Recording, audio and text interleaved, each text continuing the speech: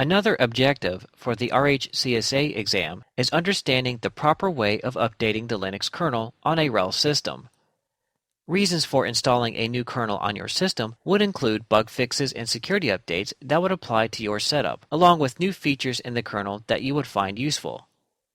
You can get your current kernel version by running the following command.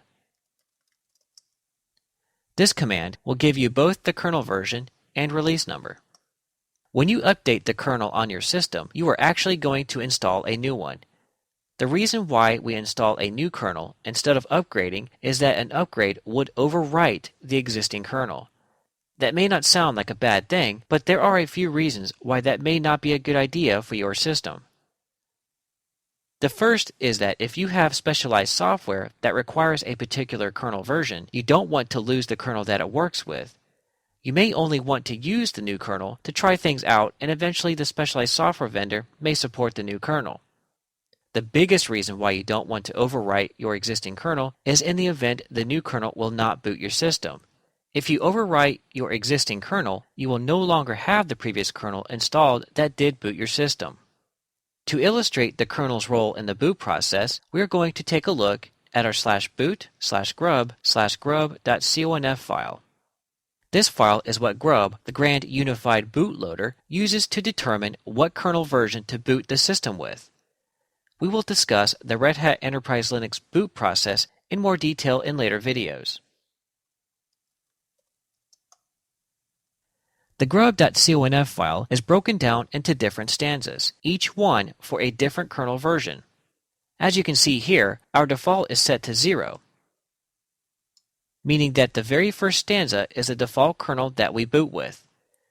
If you take a look here, you can see that our current kernel version is listed.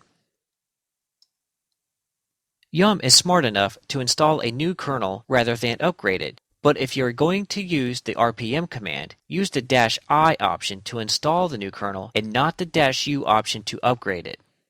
Let's use Yum on our system here to update our kernel.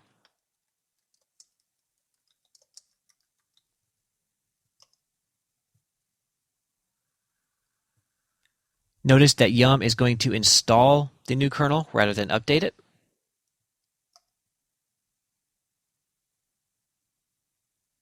And now the new kernel will be downloaded and installed.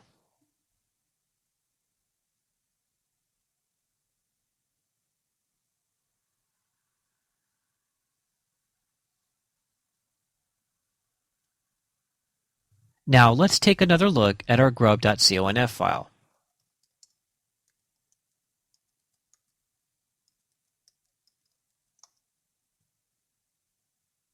As you can see, we now have another kernel version installed. When Yum installed the new kernel, it also updated our grub.conf file for us. And when we reboot, we will be booting with the new version of the kernel.